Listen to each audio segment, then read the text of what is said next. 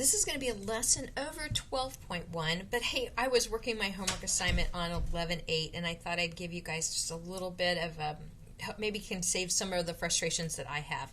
So remember, we were working on an expected value on 11.8, and so when I got to the problem number 5 on that lesson, all I did is I looked at my gain, my probability, and then I added it to my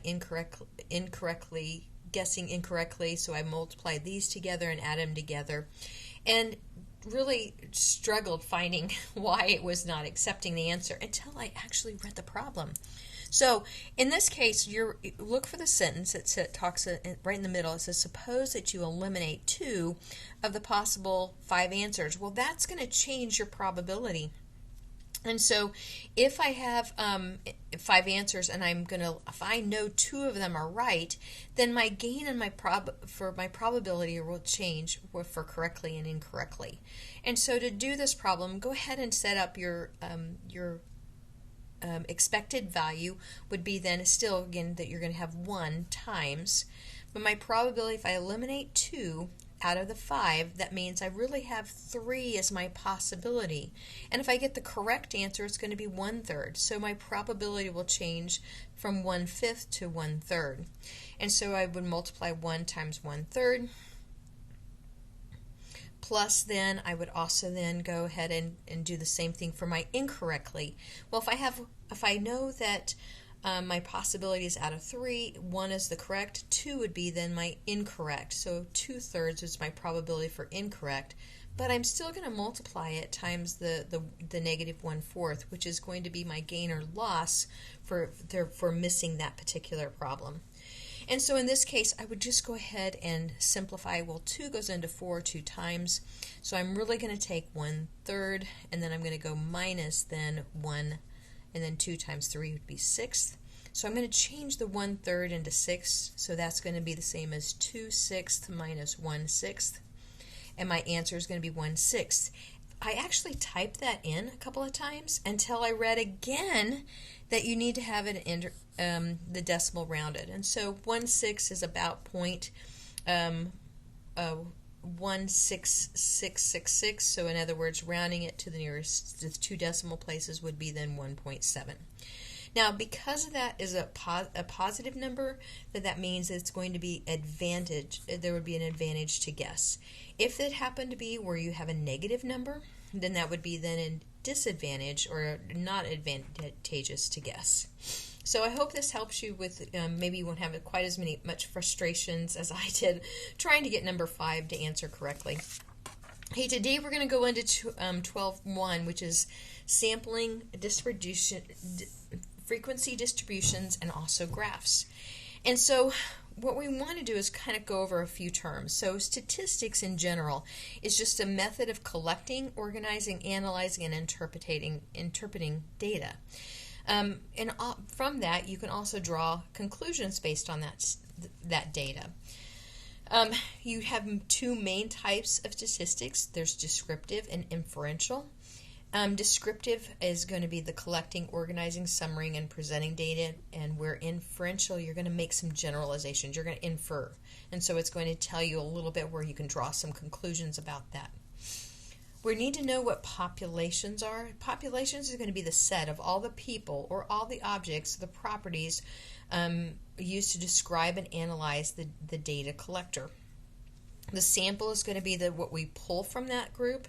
And then the representative sample is a sample that exhibits the same characteristics typical of those possessed in the target population. So let's look real quickly. And I went ahead and have the problems written out a little bit, some of the solutions from your sheet. But the first one, it says, a group of hotel owners in a large city decided to conduct a survey among citizens of the city to discover their opinions about casino gambling. So again, our population is going to be the population of all the citizens in that city. Okay, so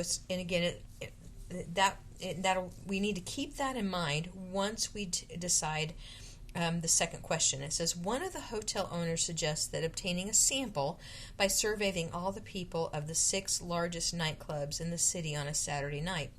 and each person would be asked to express his or her opinion on gambling.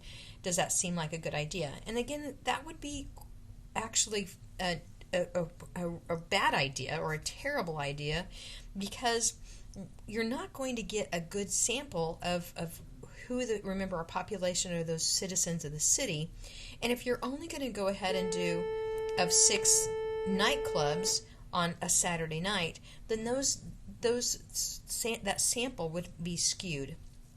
And so be careful, make sure that when you're asking about your sample size, it needs to represent your population. A couple more. Let's see. So when I do a random sample, random sampling is going to be a sample obtained in such a way that every element in the population has an equal chance to be selected in the sample.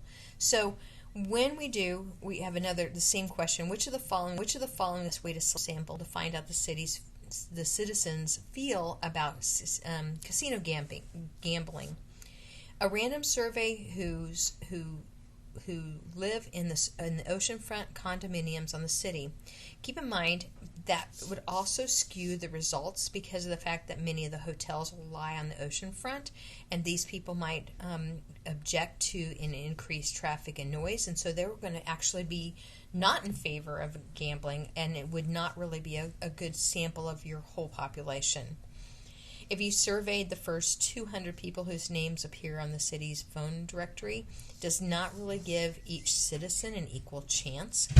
And then if I randomly select neighborhoods from the city and then randomly survey within those neighborhoods, then yes, then that would be a good way to sample your entire population. The frequency distribution is a piece of data that's called the data item.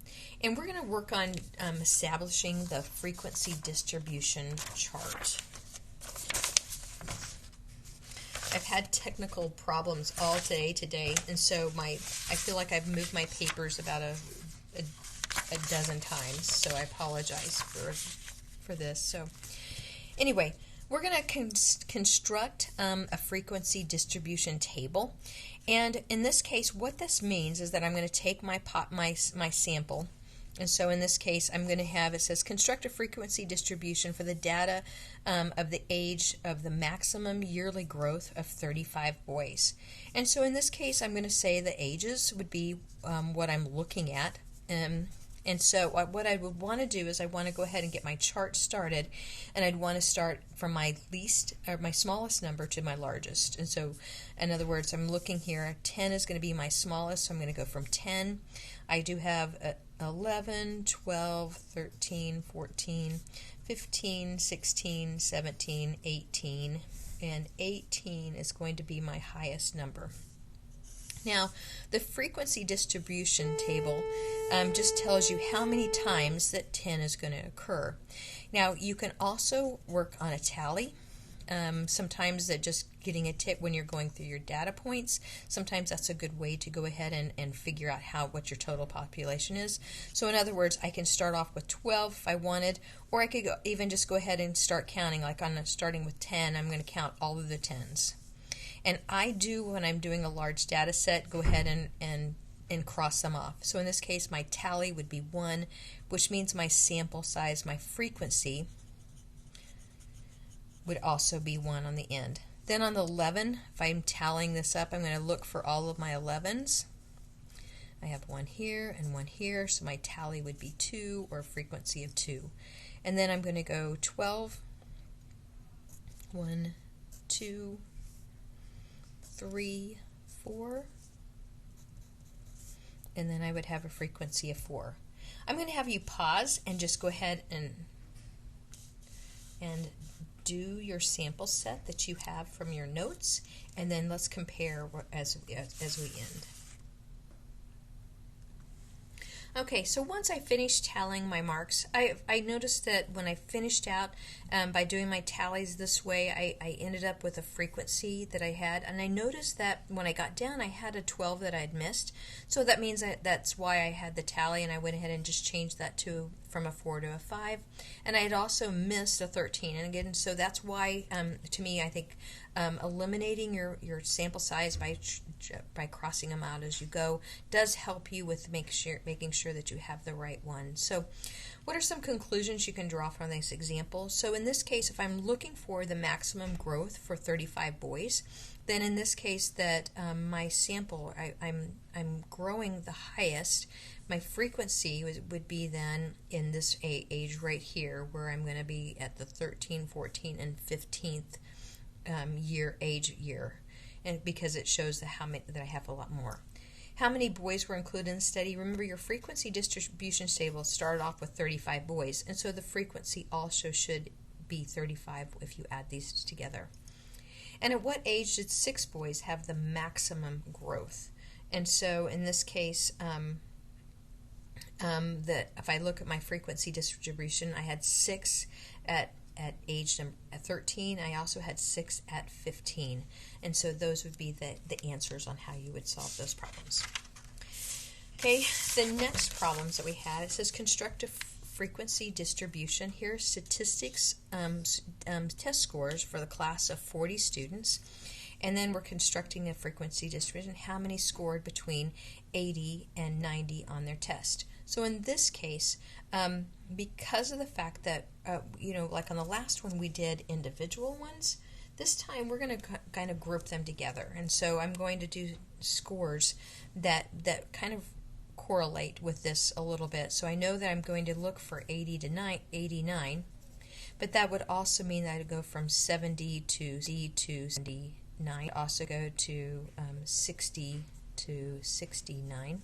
I'd go to 50 and 59. I'd go to 40 and 49. And if I'm looking through my sample, I think that covers every one of my tests. I'd also need to go then to 90 to 99.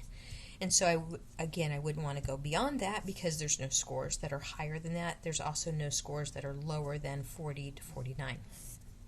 And then I would want to go ahead and discuss to find CORES, and then I'd also want to find out my frequency. So I'm going to pause again, and I'm going to, because I would start again with between 40 and 49, I'd have 1. Then I'd keep going through my list, and I'd notice I'd have 2, 3. So my frequency then would equal then 3.